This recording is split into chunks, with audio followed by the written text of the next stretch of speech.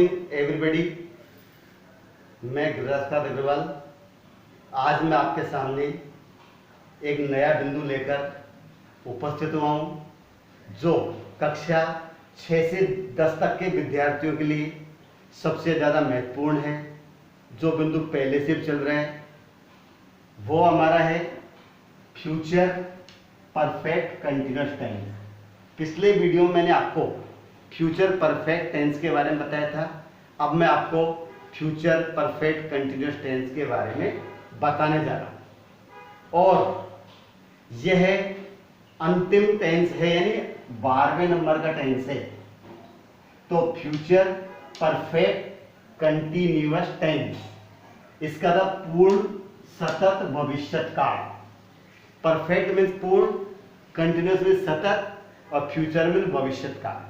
तो इस प्रकार से इसका शाब्दिक अर्थ देखा जाए तो वो होता है पूर्ण सतत भविष्यकाल।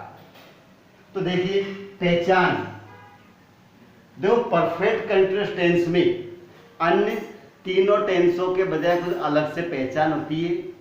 जैसे इसमें दिया है हिंदी वाक्यों के अंत में, यह हिंदी वाक्यों में से रहा होगा, से रही होगी, से रहे होंगे, से रहा होगा आदि शब्द आते हैं।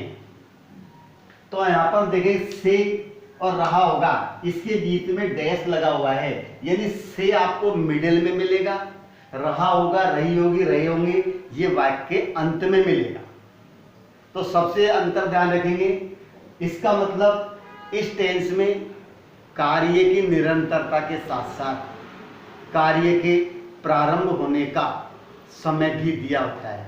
यानी कार्य की निरंतरता के साथ कार्य के प्रारंभ होने का समय भी दिया होता है, जिसको हम से प्रकट करते हैं। से रहा होगा, से रही होगी, से रहे होंगे, से रहा। एग्जाम्पल की दृष्टि से देखेंगे तो मैं यहां पर आपको वाक्य लिख रहा हूं, वह सुबह से, समय क्या आ गया यहां पर, वह सुबह से पुस्तक पढ़ रहा होगा, वह सुबह से पुस्तक पढ़ रहा होगा। तो यहां पर से आ रहा है बीच में और रहा होगा अंत में। तो वह सुबह से पुस्तक पढ़ रहा होगा, यानी इस टेंस में कार्य की प्रारंभ होने का समय मिलता है और कार्य की निरंतरता तो होती है। हेल्पिंग वर्ब के रूप में विल हैव बीन और शैल हैव बीन का यूज करते हैं। मेन वर्ब की फर्स्ट फॉर्म में हम आईएनजी जोड़ते हैं, मेन वर्ब की फर्स्ट फॉर्म में आईएनजी जोड़ते हैं। नेक्स्ट अगली जो बात है वो आती है कि इसमें कार्य के प्रारंभ होने का समय दिया होता है, तो उस समय को प्रकट करने के लिए हम समय से पहले सिंस अथवा फॉर का यूज करते हैं। बोलो कौन सा यूज करते हैं, सिंस अथवा फॉर। तो ध्यान करेंगे, इसका स्क्रीनशॉट ले लें इस पृष्ठ का। सिंस का मतलब होता है point of time, point of time जिसे बजे, वार, महीने का नाम, सन, सुबह और शाम। तो बजे, वार, महीने का नाम, सन, सुबह और शाम, ये सुना है। फॉर पीरियड ऑफ टाइम, हम जानते हैं पीरियड तो लंबा होता है, पीरियड का मतलब अवधि, और अवधि होती है लंबी, चाहे वो 1 मिनट से कितनी भी देखो लंबी अवधि होती है। इसमें समय आता है घंटे से, दिनों से, महीनों से, वर्षों से, सप्ताहों से। ऐसा समय संकेत हमको वाक्य में मिलता है। स्ट्रक्चर की दृष्टि से हम देखेंगे, सेंटेंस का स्ट्रक्चर वही होता है, subject, helping verb, main verb, object, place, time. ये सामान्य स्ट्रक्चर है, subject, helping verb, main verb, object, place, time. Helping verb रूप में यहां पर देखेंगे, सबसे पहले सब्जेक्ट लिखेंगे, विल हैव बीन और शैल हैव बीन जो सहायक क्रिया मैंने आपको बताई थी उसका यूज करेंगे। क्रिया की फर्स्ट फॉर्म, इसमें हम आईएनजी जोड़ देंगे और आईएनजी जोड़ने के बाद ऑब्जेक्ट, प्लेस ऑब्जेक्ट मतलब वस्तु या व्यक्ति जो होता है, प्लेस मीन्स स्थान, सिंस फॉर और टाइम मीन्स समय से पहले यहाँ पर क्या लगा देंगे, सिंस और फॉर। अब वाक्य में देखना पड़ेगा कि हमको सिंस लगाना है या फॉर। तो ये समय संकेत आपको दे रखा है, इसमें एक आधार पर समय का बिंदु आता है तो सिंस लगा देना, और लंबी अवधि को शो करता है तो हम क्या लगा देंगे, फॉर। इस दृष्टि से अब हम ये वाक्य जो दे रखा है इसका ट्रांसलेट मैं कर रहा हूं, वह सुबह से पुस्तक पढ़ रहा होगा।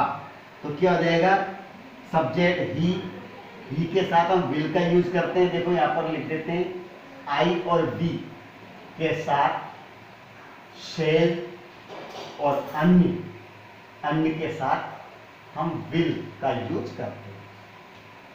ठीक है, तो ही के साथ क्या है, विल हैव बीन। पढ़ना की क्या होती है, रीड, तो रीडिंग हो जाएगा, he will have been reading a book. Object क्या है, पुस्तक। अब समय दे रखा है, प्लेस नहीं है, तो सुबह से, सुबह किस में आ रहा है, सुबह आ रहा है, सिंस के टाइम में आ रहा है, तो यहां पर हम लगा देंगे सिंस मॉर्निंग। तो आपके जरूर ये वाक्य समझ में आएगा, वह सुबह से पुस्तक पढ़ रहा होगा, he will have been reading a book since morning.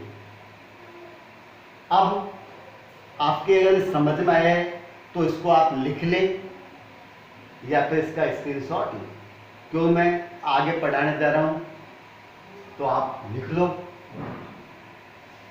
अगला वाक्य, फॉर का यूज कब करते हैं हम देखेंगे।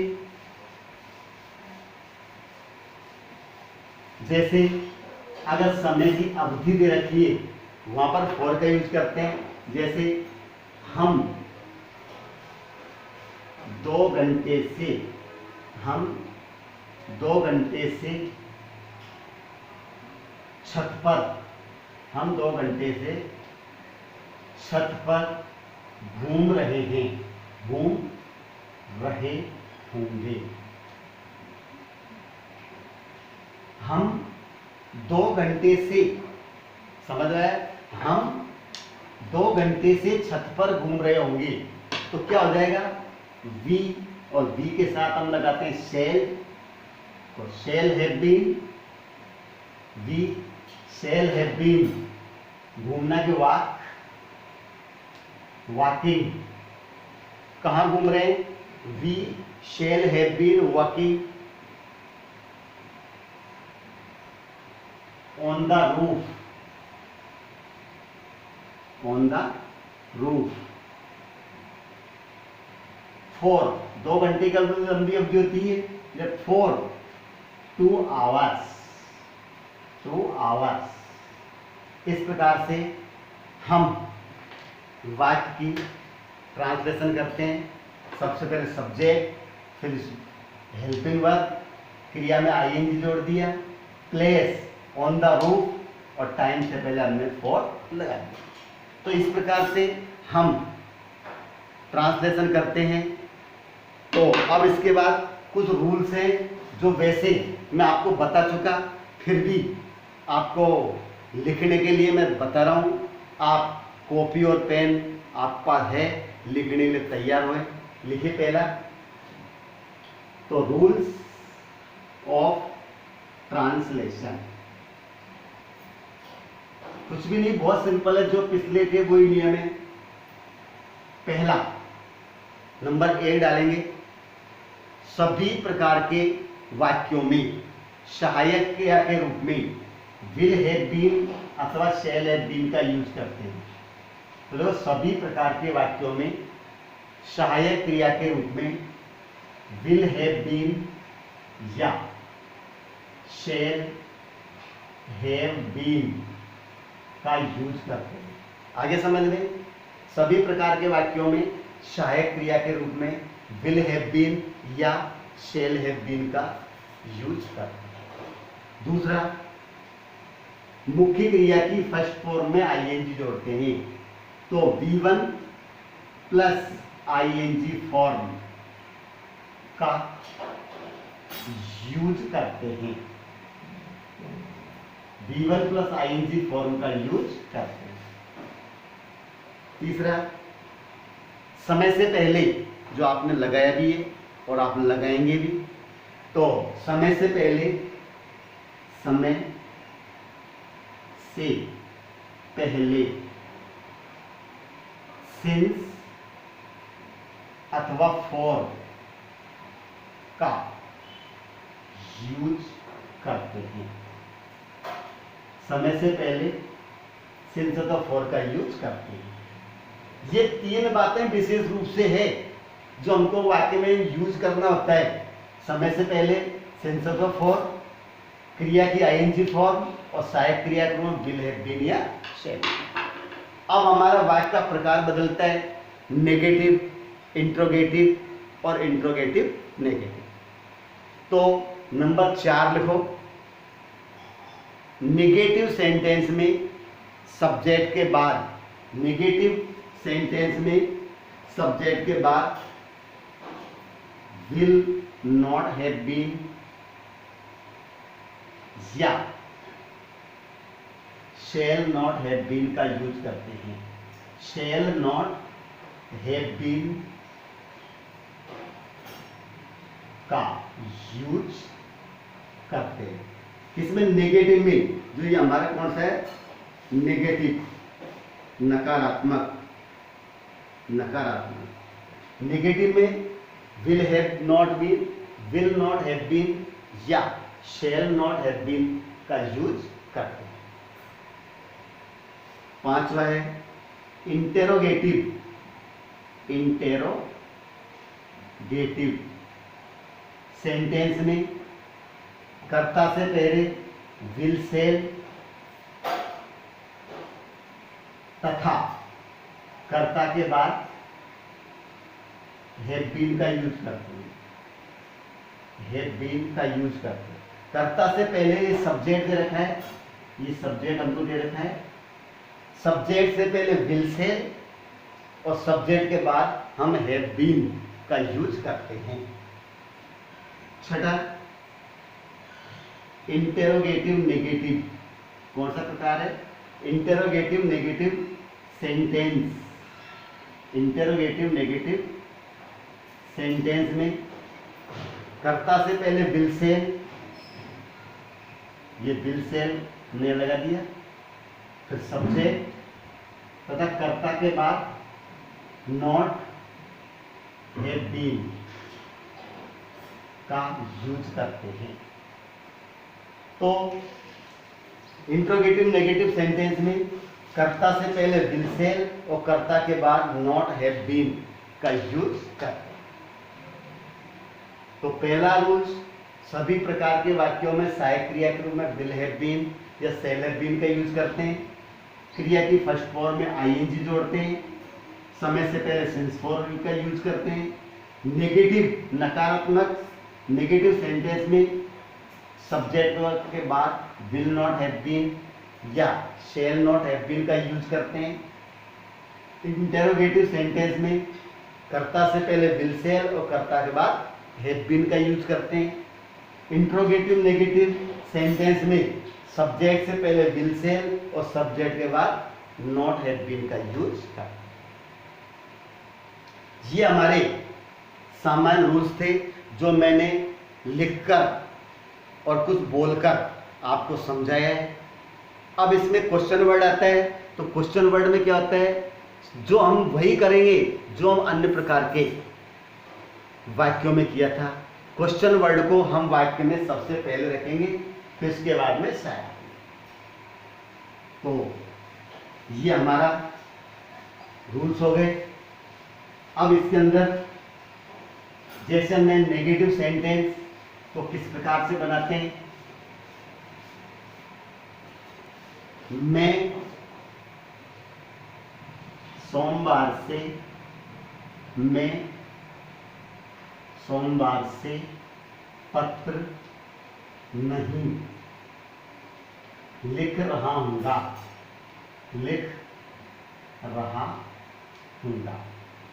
तो देख, मैं सोमवार से पत्र नहीं लिख रहा हूँगा, क्या होगा, मैं सोमवार से पत्र नहीं लिख रहा हूँगा। आई shall not have been, I shall not have been writing a letter। अब बजे और वार, सोमवार, इसमें सिंस आएगा, सिंस मंडे। इस प्रकार से नेगेटिव बन गया।